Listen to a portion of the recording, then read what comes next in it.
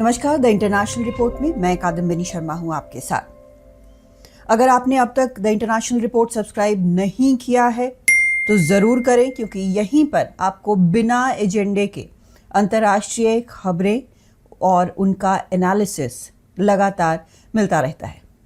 चलिए, तो आज की जो एक बड़ी खबर है और ऐसी खबर जो कि पिछले कुछ दिनों से डेवलप हो रही है, वो आपके साथ में साझा करती हूँ।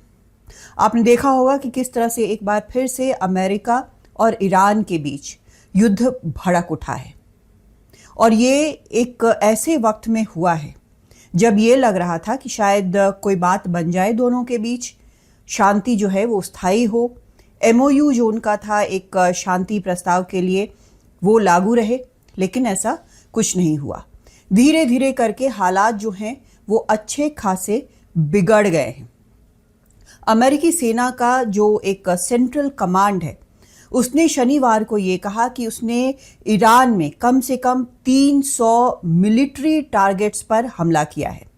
इस 3 हमले उन्होंने किए और इसमें उनका दावा है कि 300 मिलिट्री टारगेट्स को उन्होंने निशाना बनाया।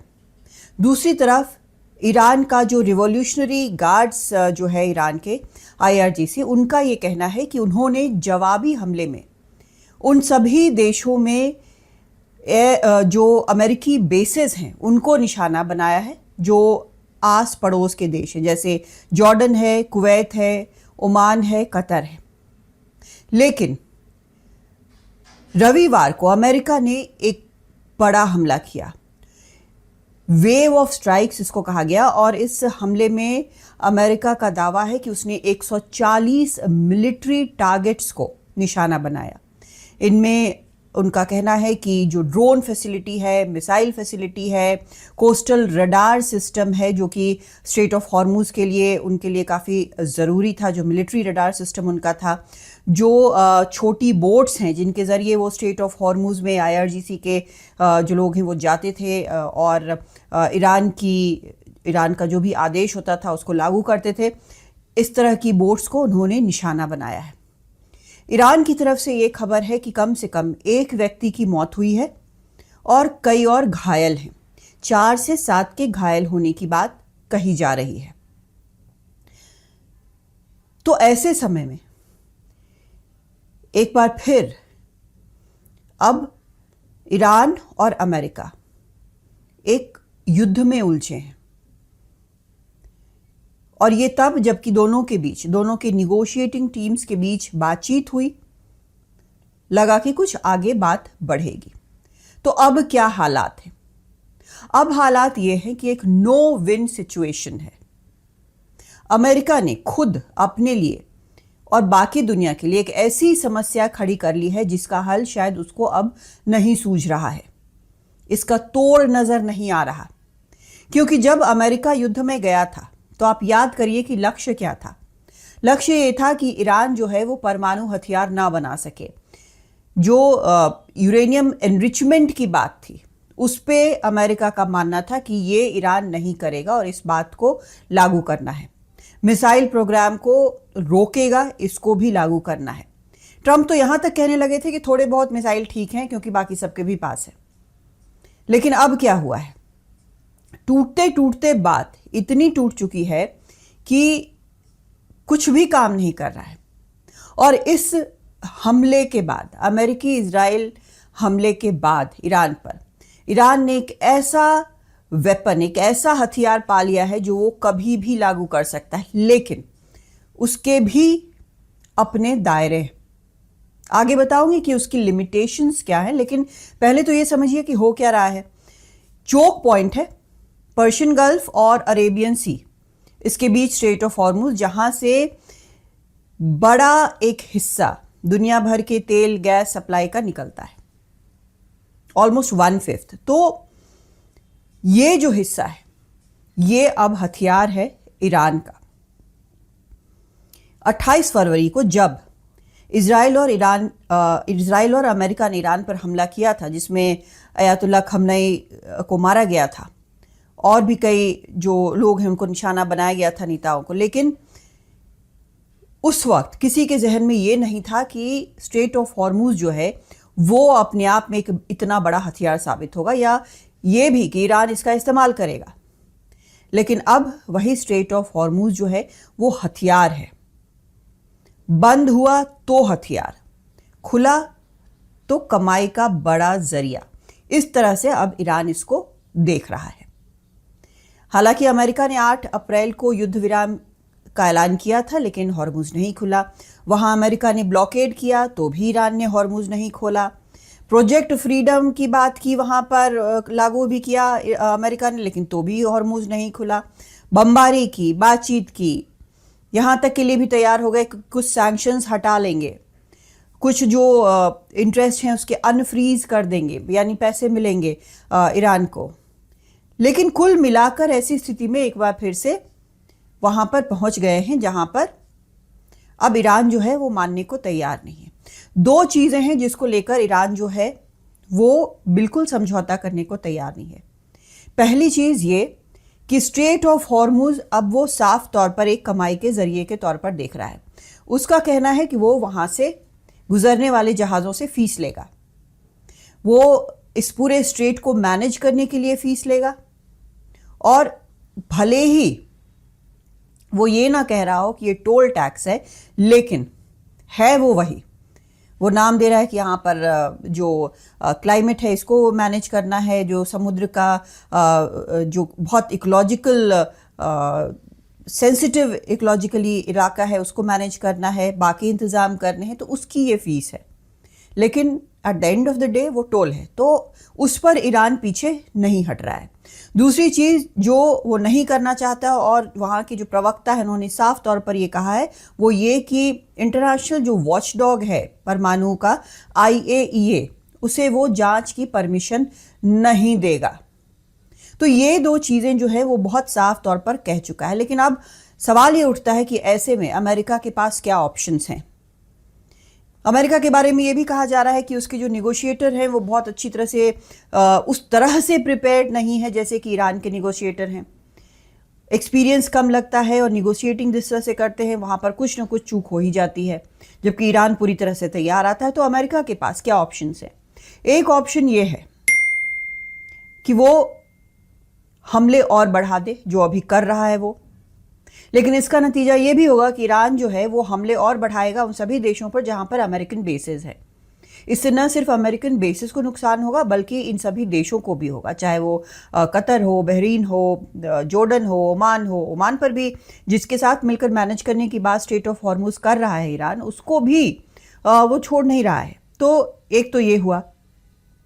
दूसरा ये कि एक बार फिर से ब्लॉकेड करे। अमेरिका कह रहा है कि स्ट्रेट ऑफ हॉर्मुज खुला हुआ है, लेकिन ईरान ने साफ कह दिया है कि स्ट्रेट ऑफ हॉर्मुज बंद है। जहां पर भी ये समन्वय की कमी आई है या किसी ने भी ये कहा है, तो ऑटोमेटिकली जहाज वहां से गुजरना बंद कर देंगे, क्योंकि उनको ये खतरा रहेगा कि आखिर कब कहां किस तरह से हमला हो जाए, जो कि हुआ एक साइप्रस वाले फ्लैग पर, जिसमें 11 भारतीय क्रू मेंबर थे, जिसमें से एक भारतीय क्रू मेंबर अभी भी मिसिंग है, 10 को रेस्क्यू किया गया है। तो भारत तो बहुत बड़ी कीमत चुका रहा है ये स्ट्रेट ऑफ हॉर्मुज में ईरान और अमेरिका के आमने सामने होने से। दूसरी चीज जो कही जाती है कि अमेरिका के पास और ऑप्शंस क्या है, अमेरिका के पास एक ऑप्शन ये भी है कि वो मान ले कि अब युद्ध के पहले वाली स्थिति नहीं हो सकती है, यानी अब स्ट्रेट ऑफ हॉर्मुज उस तरह से नहीं होगा जैसे युद्ध के पहले था, और बाकी भी मामलों पर शायद कंसेशंस देना पड़े। लेकिन इसमें खुद एक समस्या राष्ट्रपति ट्रंप के सामने होगी, वो ये कि जब वो नवंबर में मिड टर्म चुनावों के लिए जाएंगे तो वो क्या कहेंगे अपने वोटर्स को, क्या कहेंगे अपने देशवासियों को कि अमेरिका जिन चीज़ों के साथ ईरान के साथ युद्ध में गया था वो लक्ष्य तो नहीं ही हासिल हुए बल्कि उल्टा और कुछ देकर आ गया, जो अब अनंत काल तक शायद चलेगा। तो ये समस्या है राष्ट्रपति ट्रंप के सामने। लेकिन ऑप्शंस भी फिलहाल यही नजर आ रहे हैं, क्योंकि जो हालात हैं उसमें दुनिया भर में महंगाई बढ़ती जा रही है। अमेरिका में भी यही हालात हैं, चाहे कोई भी कुछ भी कहे नेता, लेकिन सच यही है कि महंगाई हर जगह बढ़ रही है, चाहे वो भारत हो या फिर वो अमेरिका हो या यूरोप हो। ये एक बड़ी समस्या है। ईरान साफ कर चुका है कि उसको क्या चाहिए क्या नहीं चाहिए, लेकिन अगर उसकी मांग पूरी नहीं होती है तो वो कब तक स्ट्रेट ऑफ हॉर्मुज बंद रख सकता है? क्योंकि अगर अमेरिका ने भी हमले इस हद तक बढ़ाए कि उसके पास रिटालिएट करने को, जवाब देने को भी कुछ नहीं बचा, वो अपने आप में एक बड़ी समस्या होगी। देश बर्बाद होगा, आसपास के देश भी बर्बाद होंगे, लेकिन ये एक बहुत बड़ी भूल होगी। तो एक वक्त तक ही ईरान भी इसका इस्तेमाल कर सकता है, क्योंकि सिर्फ ऐसा नहीं है कि वहां से, इस इलाके से सिर्फ तेल ही बाहर निकल रहा है। काफी कुछ ऐसा है जो जरूरी सामान है, चाहे वो खाद्यान्न ही हो, जो कि बाहर से अंदर ईरान के पास भी आ रहा है। तो ये एक ऐसा अजीब सा कैच-22 सिचुएशन है दोनों के लिए कि युद्ध में कौन साफ जीता कौन हारा, ये अभी कहना बड़ा मुश्किल है। हालांकि इसकी कीमत हम आप सब चुका रहे हैं, लेकिन इस सब के बीच एक बहुत परेशान करने वाली, चौंकाने वाली खबर आई है। वो ये कि एक अखबार है ईरान में, और ये जो अखबार है उसने एक लिस्ट जारी की है, वो भी मुश्तबा खमनेई के सोशल मीडिया पर पोस्ट के बाद। मुश्तबा खमनेई का जो पोस्ट है उस शनिवार का, उसमें वो कहते हैं कि बदला लेना उनका हक है और बदला जो है वो ज़रूर लिया जाएगा उन सभी अपराधियों के खिलाफ जिनके नाम इस लिस्ट पर है। हालांकि उन्होंने लिस्ट में किसी का नाम नहीं लिया है। जो सेनेटर लिंडसे ग्राहम है, उनकी मौत का जश्न हमने देखा किस तरह से ईरान में मनाया जा रहा है, यहाँ तक कि हमने टेलीविज़न पर भी वहाँ पर देखा कि ऐसा हुआ है।